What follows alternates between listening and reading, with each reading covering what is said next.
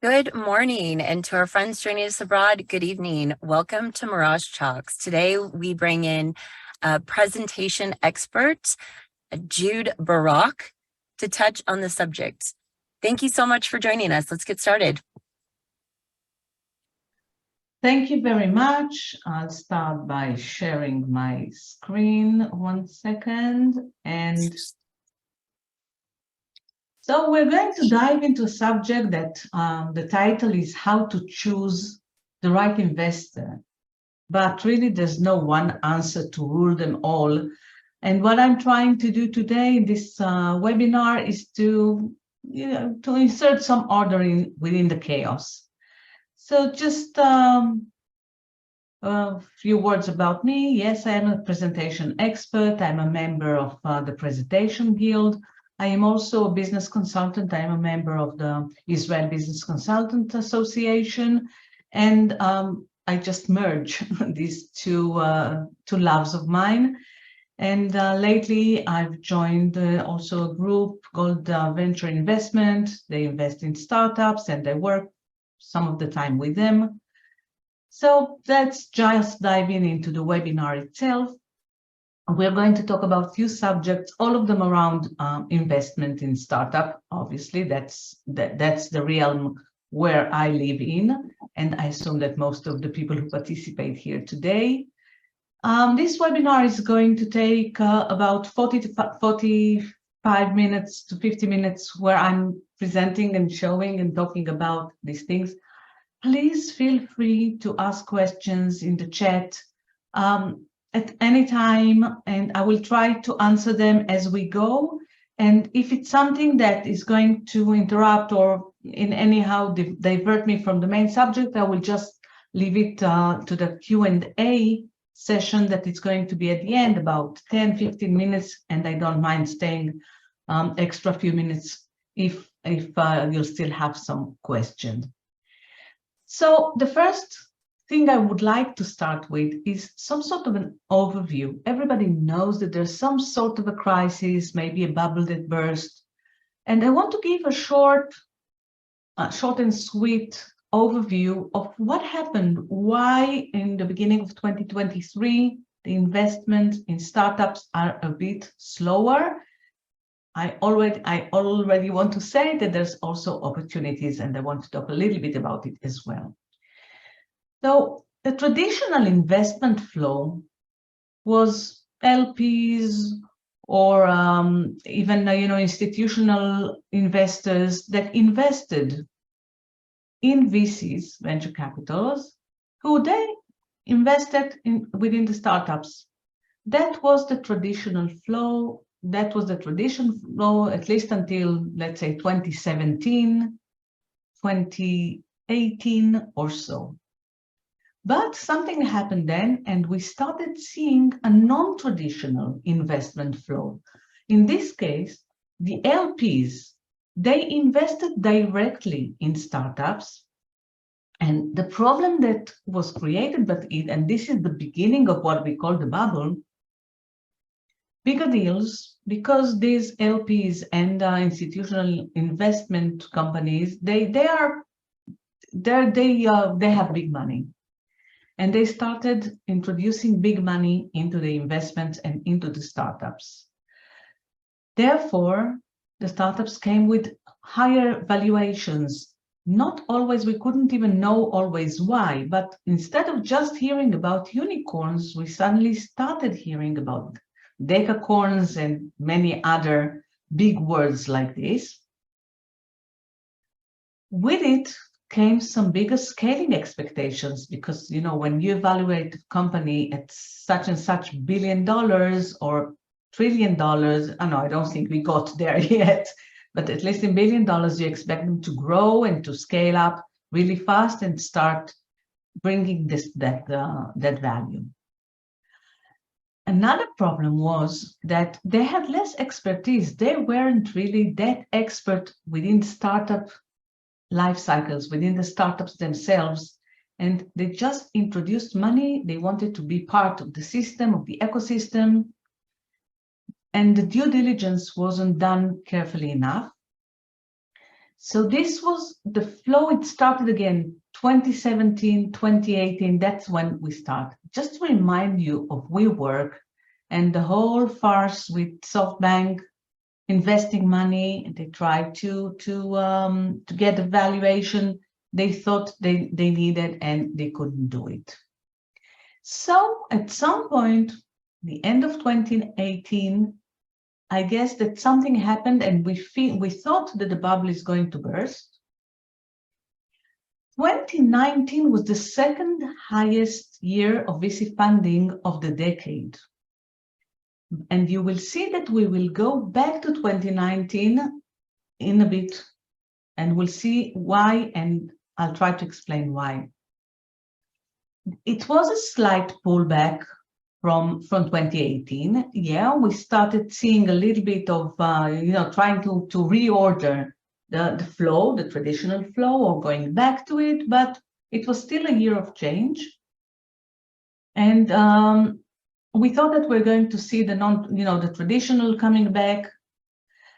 Now, this is why 2019 is also the second highest year, because things were starting to correct themselves. And then this will be our benchmark. We'll see why. And then, 2020 happened. So in the beginning of 2020, or the first half of 2020, the world have stopped. That's obvious.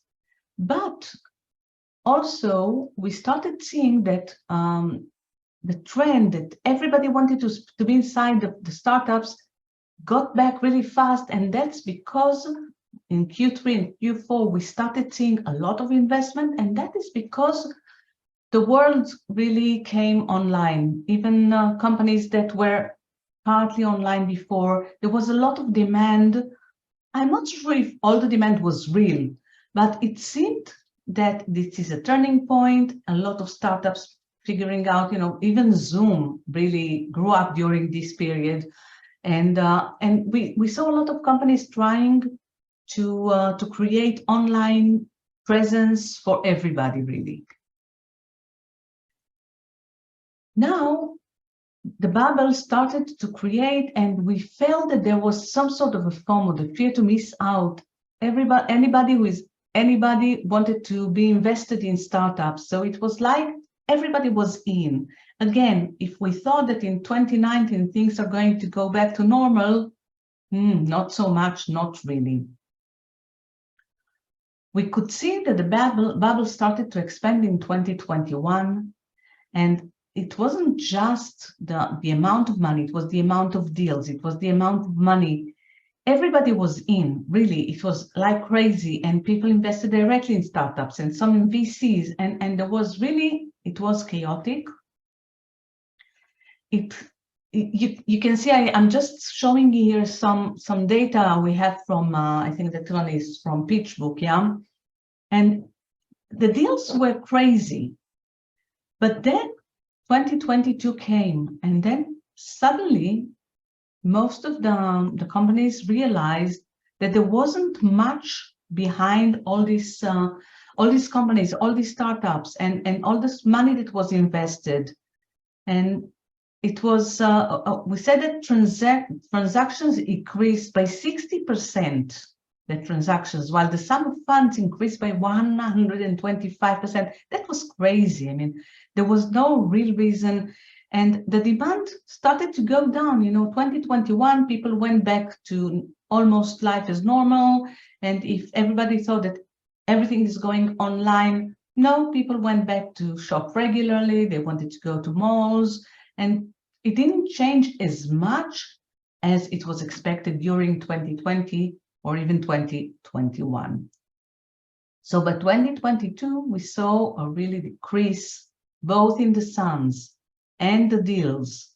And people realized that there was a bubble, and the bubble really started to burst. We can see again, Q3 of 2022, the funding fell a lot. And we came to the end of 22 with a real sense of crisis. Not to mention, things like FTX, again, if WeWork, we realized that something wasn't right. We had FTX that we couldn't ignore. Again, that was something of a FOMO syndrome. You know, everybody wanted to be in the fintech, and not everybody really understands fintech enough to start investing money and to realize what's going on. The crypto in general is an unstable market, and people who expected just for it to just grow, and they got scared because of things. And the big problem was the poor due diligence in general, because when you run to invest money and everything, the due diligence wasn't as much as it should have been. Temasek that invested in FTX, they even published, and just if somebody wants to scan this QR and see how they wrote on the website sort of an apology that, yeah, they realized that the due diligence wasn't good enough. They didn't really check the founders. They didn't check what the founders were doing with money. And even, let's say that even if everything was kosher there, as we like to say, still it was managed really badly. And we know what happened, or I assume that we know what happened. So again, we can see the dive in the deals, in money. This one is from CB Insights. We know that we came at the end of 2022 really beaten. Now, you know that Albert Einstein said that in the midst of a crisis lies great opportunities. And this is something that I still want to encourage startups. Not everything is bad. Yes, there is a crisis. I mean, we cannot deny it, but we should really start looking and trying to understand what are the opportunities we have. First of all, we assume that now we're going back to the fundamentals when it comes to the traditional investments flow. Again, the LPs will start to invest in VCs and VCs in startups. But one of the big changes that we're going to see is that there is money. It's not that there's no money. The money exists. It's just what we're going to do with the money and the way that the VCs are going to allocate those funds they have. Yes, VCs also took a beat, and some of them are left with much less money than they expected. But we will go back to that 2019 benchmark, which we figured. So we can see, this is from the Founder Institute, we can see that they have, going back to the pre-seed, what they expect companies in the pre-seed to have, the growth rates, the monthly revenue, whatever they expect them to have, seed, round A. I'm not talking so much today around Bs and Cs. I am going to talk a little bit more about the early stages. This is my ecosystem. This is where I live. And this is where I know a little bit more about what's going on. And we can see that even when it comes to the industry itself, they start looking at what's going on industry specific, and not just, let's go and find the startups and we think that it might work. We will see that the due diligence is much more serious at the moment.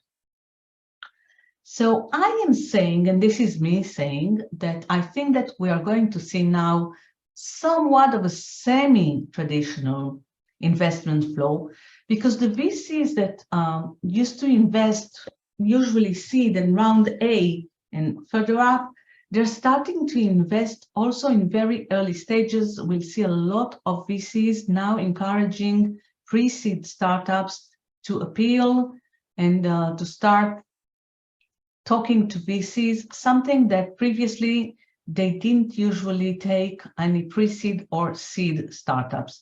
Even the larger companies, the largest VC, are seeking to invest in seed.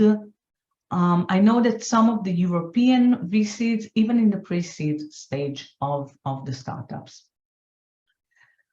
So What can we expect for 2023? This slide and this is from a webinar I did at the beginning of 2023, but I still think that, yeah, we finished Q1, we're in Q2 now, but I still think that we're going to see some trends to expect.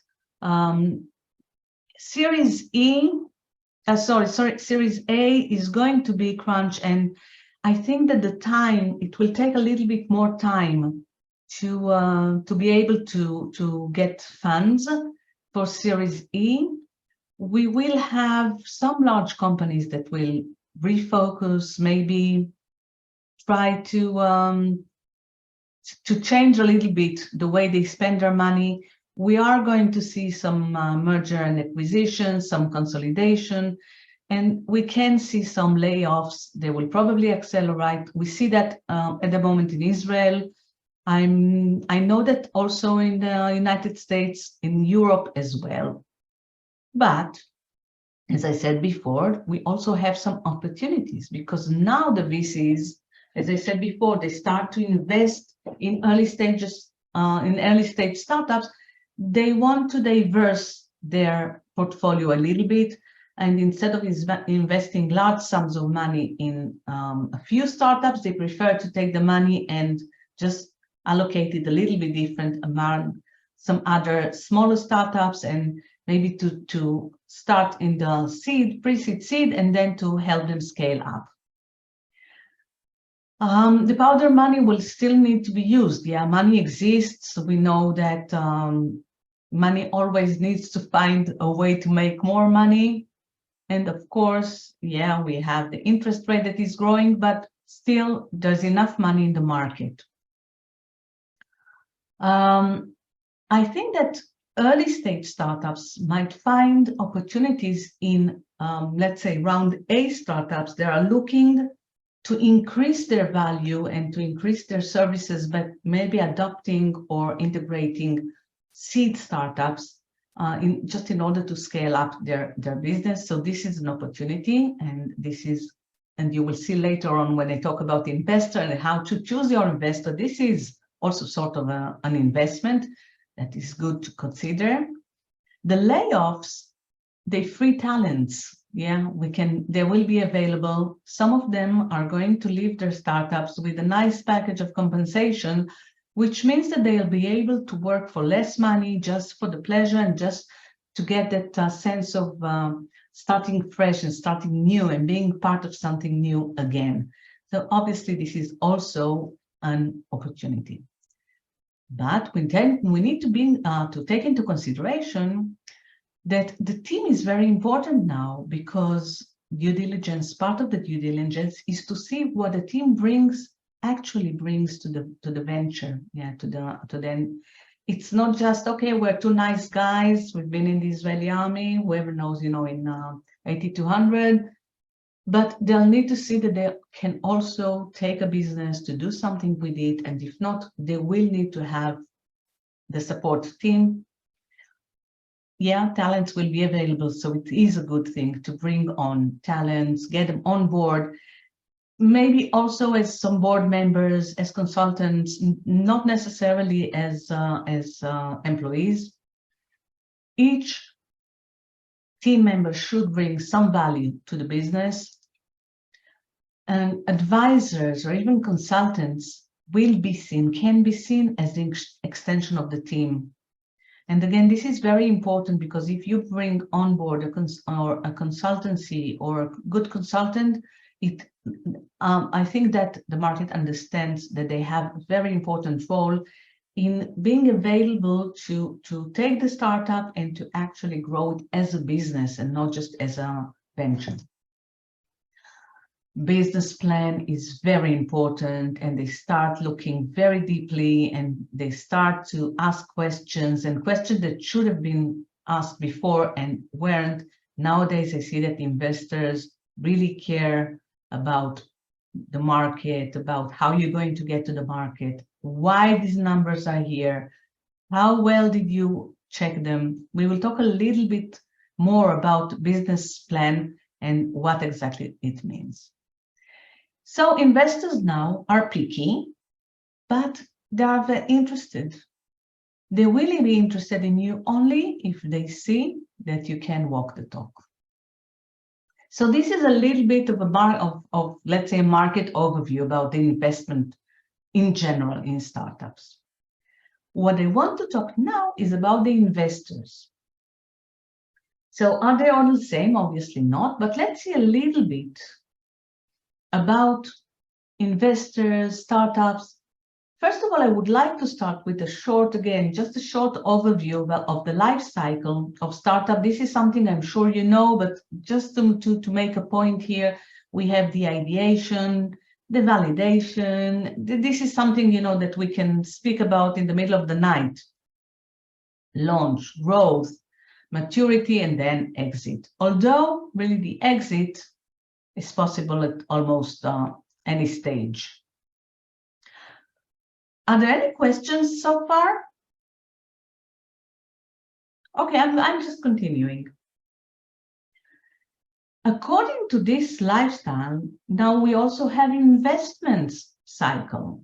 We usually start with pre-seed. This is in the ideation and between the ideation and validation, and the seed is usually between the validation and the launch, or maybe into the launch.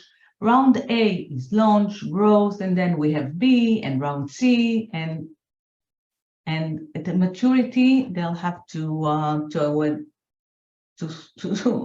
know what's the exit point for them. Are they going to just become an LP? They're going to sell, to whatever they need to do.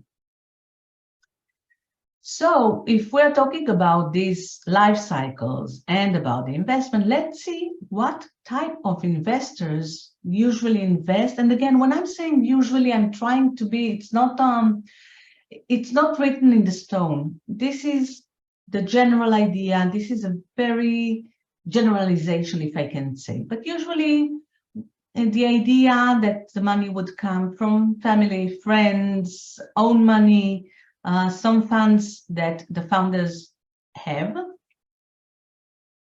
And then they have crowdfunding, which can be the ideation, validation. It will take sometimes even to the seed. I've seen companies managing to launch prototype and even some pilot with crowdfunding. We have angel investors that traditionally start between the pre-seed, seed, and some of the angel investors can go way long, and Series A. Again, angels sometimes even went further. Traditionally, VCs started somewhere between seed, round A, and they continued the whole way. We have family offices. This is also a very good source of getting money. And obviously, again, the LPs, the institutional investors, they nowadays especially will come somewhere between growth, maturity, and later on. Now, what is changing at the moment, we will talk about it soon, but now, and not just now, we always had them, but nowadays even more so, we have additional investors that they're not really depending on the stages. We can have some accelerators, usually they'll be at the beginning, but a strategic partner, it can just start investing in the pre-seed and go along the whole way. As I said before, mergers and acquisitions, they can happen at almost any stage, and they become, again, some sort of an investment. At least it's a cash flow, a real good cash flow source.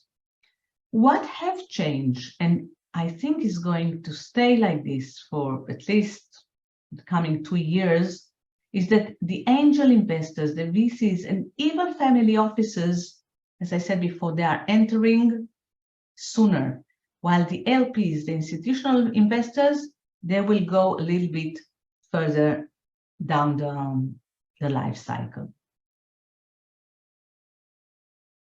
So now I'm asking what we started talking to. Yeah, so who is my best investor? What do I really want? And as I said before, there's no one answer to rule them all, because we might have more than one type of investors. But I think that when we decide or start to decide which kind of investors we want, we need to ask ourselves a few questions. So obviously, the first question will be, what are our needs? How much money do we want to raise? When do we want to raise it? What is the roadmap? Yeah, for how long we're going to need these funds? What's going to happen next? How many rounds do we want? What do we not want to achieve with these investments? What is our traction projection? When we're going to start selling? When we're going to start making our own profits, our own money? Again, what's the timetable? What's the roadmap? How much we're going to do?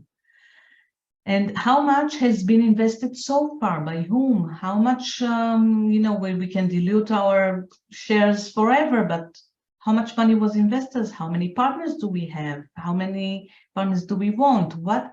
A lot of questions, and I don't think that one startup is exactly the same like the other. There's a lot of questions that needs to be asked, and obviously there should be some resource allocation. And when I'm talking about the resource, I talk also a lot about connections, because if we are connected and we have the right connections and people that can bring us, let's say, to a VC, even if we think that maybe an angel investors would be the one that we would approach traditionally, but if we have a good connection to a VC, maybe we'll go to the VC, and vice versa. If we have very good connections with angels and they're willing to invest, it doesn't matter if a VC can invest. So it's also a question, how can we get to them? How close we are? What are the resources that we can do? And another resource we need to think about is the marketing. What do we have and what do we need to prepare in order to obtain these investors? Are there any questions so far? Anybody wants to add something? You can also comment on what I'm saying from your own experience, or if you want to elaborate on anything that I said, please feel free to do that. And if not, I'll just continue a little bit. And now we want to talk a little bit, when I'm saying materials, marketing materials to investors, what do I mean? This is already my realm, the one that I live in. So what sorts of marketing materials? We have a lot of words that use, pitch decks and investor presentations, business plan, one-pager, business presentation, executive summaries. People come to me with so many words, and I'm trying to say that each one has its own merit.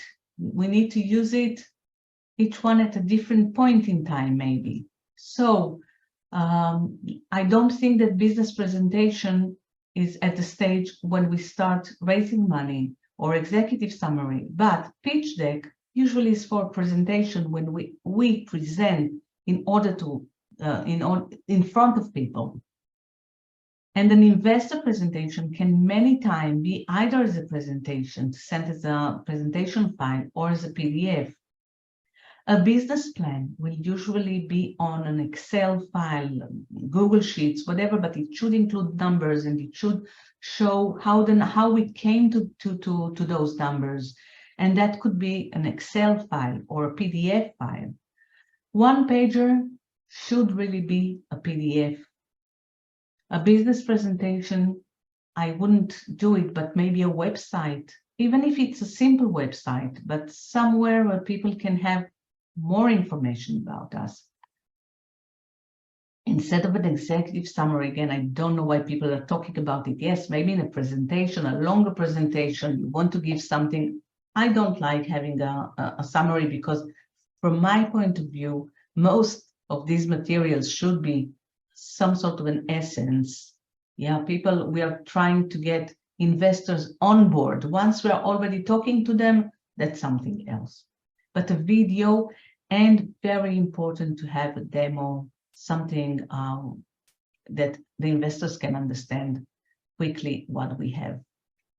Now, one major thing, please do not send a link to a folder. You know how many times people want me to help them find some investors or finders, and they say, here, this is the link, we have a lot of materials there. Guys, I'm not going to sit and go through the whole folder where you have version 1 and version 2 and an old one and May and June. And don't send me links, please send me the documents. This way I can do a very fast forward to somebody who might be interested. So when you send materials, unless specifically asked to give a link to a folder, send the materials themselves. This is a very important thing because a lot of investors, you know, when we sit and talk, many times they would say that when somebody sends them a link, they usually they don't even get back to those founders. Okay, so, yeah. This is about the marketing materials. And now I want to talk a little bit about, fine, how do we implement all this stuff and everything I said so far? These are my 2 cents and what I think that startups should be looking for and seeing where to put, you know, to focus the energy.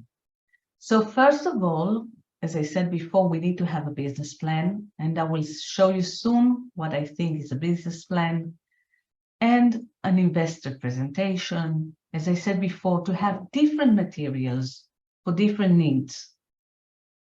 And I would like to have a few moments to talk about bringing experts to your team, as I said before, whether as part of the team, as board members, or as external consultants. What is a business plan? See, this is something from Investopedia that written document describes in detail how business, usually a startup, that's not true, defines its objectives and how it go to. Basically, every venture, every business, even a solopreneur should have a business plan. And we'll see in a moment what I think is a business plan. A business plan should give some answer to simple WH questions. And this is not an English class, but still I like to use those questions. We start with why.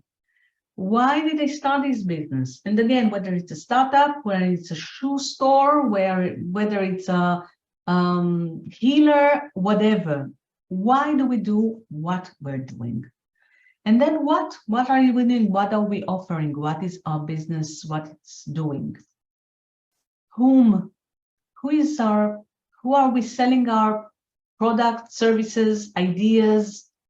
Who is really our customers and who is going to enjoy from our fruit of labor?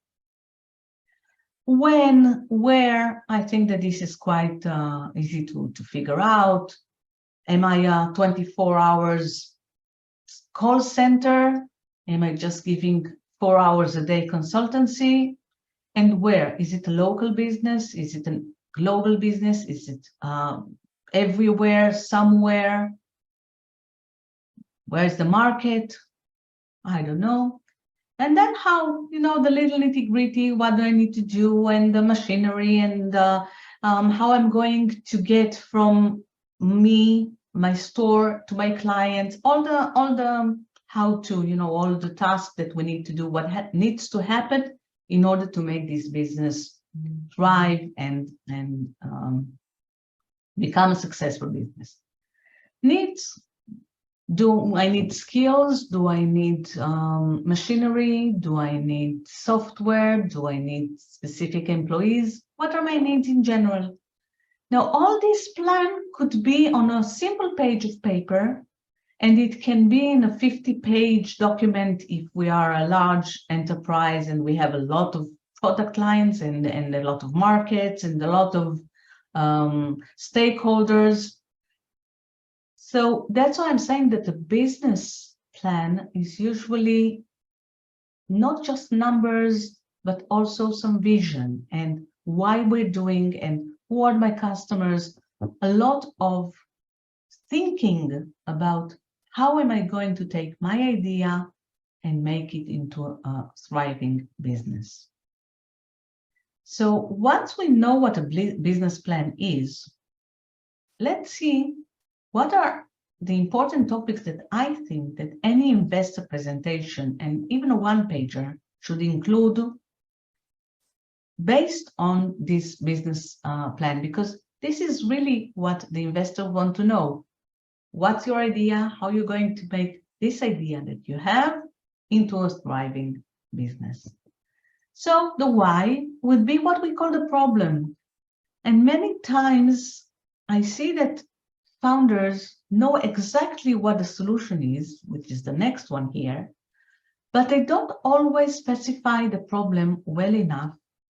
So the problem really needs to show the investors that there is a demand for the solution. If you remember when I spoke earlier about due diligence and about how everybody wanted to be in, and how in 2021 everybody thought that whatever is going online, and nowadays the word AI and ML, and these are great words and these are great technologies, but just saying that I have an application based on AI and ML, that's nice, but who is going to pay for it? And is there really a market? Are people willing to have this? Is it this solution you're bringing? Is it something that people will be willing to pay?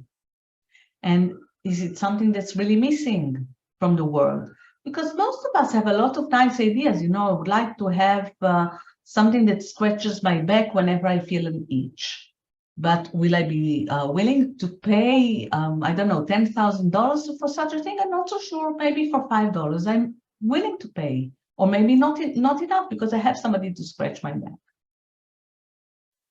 Later on, when I talk about the whom, we have a few issues to address here. This is more than just one, because the whom is obviously the end user. And many times the end user is not the client. We also need to be able to understand what's the end user and who's the client. Let's say if we are in the medical device market, and the end user is going to be the doctor, is going to use that medical device, but he's not going to necessarily be the one to purchase it. The one who's going to purchase is the clinic, the hospital, maybe the ministry. So they are the clients, and we need to show when we talk to them what's the benefits for the end user, what's the benefit for the client himself. So we need to understand very well that they are not the same and what's the value proposition for each one of them. As I said before, the team. This is also very important, and I took it as part of the whom, because yeah, these are the people who are operating the business. Not to forget, and this is part of the problem, solution, end user, all of this is why now? What's the opportunity? This is something that a lot of investors want to understand, because too many times we had great technologies that people couldn't use. You know, I remember, I'm old enough to remember at some point they tried to, when the first cell phones, not even cell phones, it was just the big cellular phones we had, when they tried to develop a language. I think it was WAN, I'm not so sure about it, but there was no, the phones themselves couldn't operate them yet. In the beginning, we had some things with the VR, yeah, virtual reality. 10 years ago, people started talking about it, but there wasn't enough equipment to be able to use VR technology. So that was way too early. And then we also have a lot of people, you know, they come to me, young founders, and say, oh yeah, we have, this is something like Facebook, or this is something like Waze, or this is something like Uber. This might be a little bit too late. Maybe there are too many competitors at the moment. Maybe this is something that the market is already filled with products and services. So we need to understand, to show that there's a specific opportunity, whether the end user are looking for some solution, whether this is a new technology, but it can be commercialized really fast. Things like this. The when and where, I changed them a little bit again. This is the status, what has been done so far, what was invested, what do we have? Do we have already some MVP or prototype? Do we have any pilot maybe that we ran? Do we have some clients? We need to know where the venture is at the moment. And market potential, I can't stress enough. I think that I do have a slide about it, about market potential and what needs to be done there, so I leave it a little bit later. The how is really the business model. I can't stress enough how much is important to have a business model. And when somebody says to me, yeah, we are a B2B company. No, B2B is the go-to market, is the way to get to my clients. But the business model needs to show how much, what do we have, how much we're going to sell, how many units, are we going to manufacture, are we going to just sell the know-how. A business model needs to be very precise, and it needs to be based on, not just on like this, why we think that that's the price we can sell and things like this. Needs, here we need, this is where we start talking with the investors, you know, how much, what for. It's not just enough to say we're raising $1.5 million at the moment or $3 million. What we're going to do with them, the exact allocation for each part of this money, for how long. Nobody is going to really give you $1.5 million to write a check. Yeah, we need to have some chain points. We have to have a roadmap. We need to have some burn rate to know exactly when we're going to need money, when we're going to start selling, when we're going to introduce some money. So I want to go back a little bit to go to market. I didn't include a slide here because I wasn't sure if I'm going to have time. So if I'm going to speak about the go to market, we have the potential market, and many times people exaggerate with their potential market. I like to give an example here. Let's say that I have a soda can, and it's an eco-friendly soda can. So when people start saying, or you know, the founders say, yeah, the soft drinks market globally is so and so gazillion dollars. This is not a potential market for us. I mean, we're not going now to overtake the whole soft drinks market. There will always be some bottles and beers and other products in the market. So our potential market, the whole overall, would be the cans, you know, the canned sodas. That's our potential market. But are we going to buy the whole market? You know, everybody's willing to pay a little bit more because it's an eco-friendly can. I don't know, maybe yeah, maybe not. But usually what we'll do is to try and figure out how many people actually care about the planet, and how many people, you know, as a percentage, are willing to pay a little bit more in order to buy something sustainable.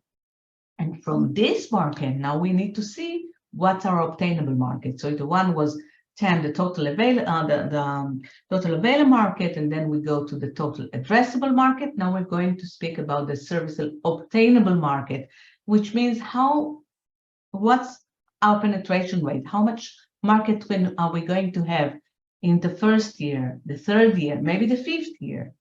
And this would be, we need to show these markets and not just say that the soft drinks market is such and such gazillion dollars. Okay, now if I'm going to talk about the next topic, which is have different materials, and that's what I was talking about materials. What we said is when we want to obtain a meeting, and most of the time this is where all our energy focuses on, to obtain those meetings, to speak to the investors, because once we get to speak with them, many times it will just be with a demo, with a prototype, we're just talking. So to obtain the meeting, what we need is usually a one-pager, a lot of middlemen, like I would say, like finders, or maybe even an investor that you spoke to, and they'll say, listen, this is not my type of an investment, but give me a one-pager and I'll send it to somebody who might be interested. Or even people like me, you know, that I'm always in contact with both startups and investors. If I get an interesting one-pager and I hear about even some other startup who is looking for something, many times I can make this connection just to help. So one-pager is a very important document in order to obtain a meeting. And the same is this presentation, which I call the investor presentation, not the pitch deck, which is something like a slide a slides doc, where this is a presentation that can stand alone, that I can send to somebody, and if it's written well, they can understand quite well what's the problem and what's the solution, and they can decide fairly quick if they are interested in a meeting or not. So I don't think that the presentation is going to get you the actual funding. I think that just the presentation is somewhat the connection, to create the connection, to obtain the meeting. The due diligence later on is a lot deeper than just the presentation. And during a meeting, I think that that's where you need what we call a presentation with animations, things that you will talk about. Many times it won't even be a presentation if you have a good demo, or if you have some videos, if you have a prototype, if you have some procedures. These are things that you can show during a meeting. And after the meeting, many times you met with investors, and as I said before, they said, okay, maybe that's interesting. I'm not so sure. Let me speak to my friends. Let me see with my colleagues. You'll need some sort of a handout. And I think that a good handout for this after meeting will be the same presentation that we spoke before, that slide document, the one that is very visual and it's sweet and short, but it's still good enough to explain things that exist there. And now, as I said before, my last topic before I want to leave this last 10 minutes for some Q&A is the thing about getting expert. And I say that obtaining experts or consultants, it is an investment. It is not an expense. Many times I know that, startups are trying to be bootstrap and let's do everything on our own. But if they don't have the proper market and they haven't done a market research, and if they didn't have some sort of assistance with creating the numbers for the business program, many times an accelerator that takes money, it's also sort of an expert, an investment, and all sorts of programs that you can deal with, whether it's by government, whether it's other programs. I think that Miraja also has these programs, and this is so important because, these experts, whether they are paid for or as part of an accelerator, part of an institution you work with, they will get you closer, faster from point A to B, and will the time you'll save and the efforts we're going to save in getting to the proper, to the right investor and to have the proper materials, this is very important. Before we go to the Q&A, and this is where I'm going to end my presentation, if you enjoyed my webinar, you're welcome to join me on LinkedIn, and I would really like if you can endorse, if you can connect, and if you can follow, because many times I give these webinars, and if you enjoyed it, just to recommend it to other people. So thank you very much for being here. And now we'll go to the Q&A, and I'm just ending my my screen share. Thank you so much, Jude. That was excellent. And as you said, let's open to Q&A. You guys are welcome to send your questions to the message chat box or just ask directly.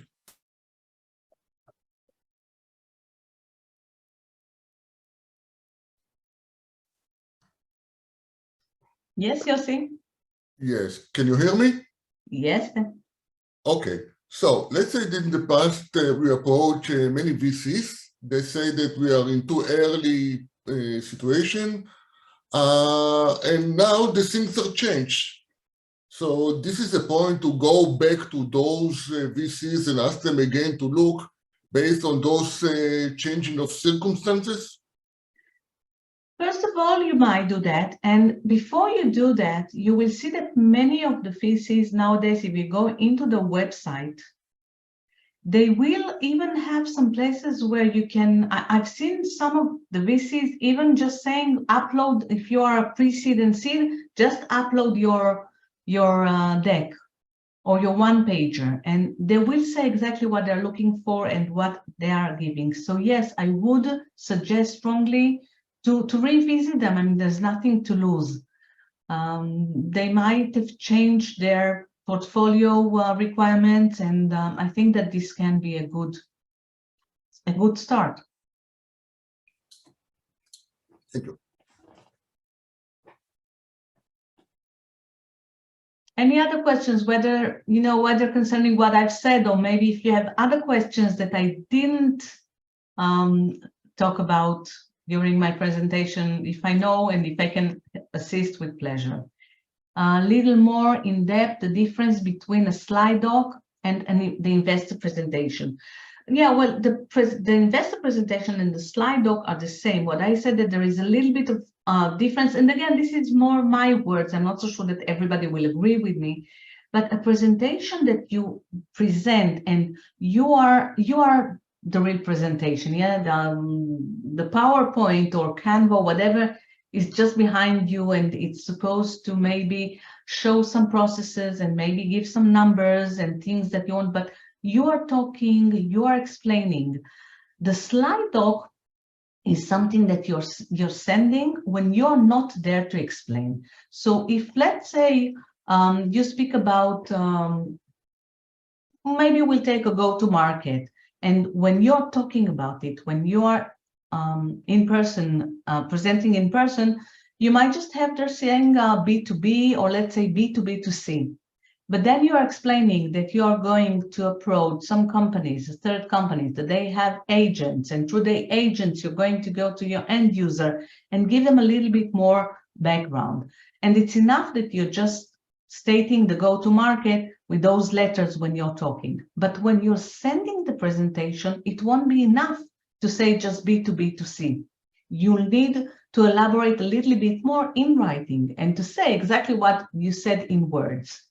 So, and why not necessarily show when you're talking? Because when everything is written and the investor are reading, you're not really taking the stage. I mean, they're not listening to you because they're busy in reading. And this is something we know from neuroscience studies, that when we see something written, we need to read. It's almost impulsive. We can't control it. And when we are reading, very rarely we can also listen. So when we are in, when we are in present, then they need to see us, and we connect with people on the personal basis. When they see a document, the document should be clear enough so they understand everything that you would say. What else? Thank you for the presentation. Slides are perfect. Okay, thank you for the compliment. Yeah, any other? Put a QR code to your LinkedIn again. Oh, yes, sure. Just 1 second, because I closed it. And let me reshare my screen. Come on, zoom on. Yeah.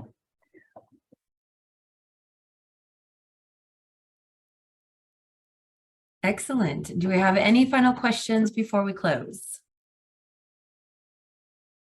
Okay. Well, on behalf of Paul Mirage and the Mirage Institute, Jude, thank you so much for taking the time today to enlighten our Mirage tribe. Highly appreciate you and what you're doing. And everyone, thank you for joining, for taking the time. Until next week. Thank you very much for participating and joining us. And thank you for having me, Mirage. Thank you. Thank you and good night. Thank you.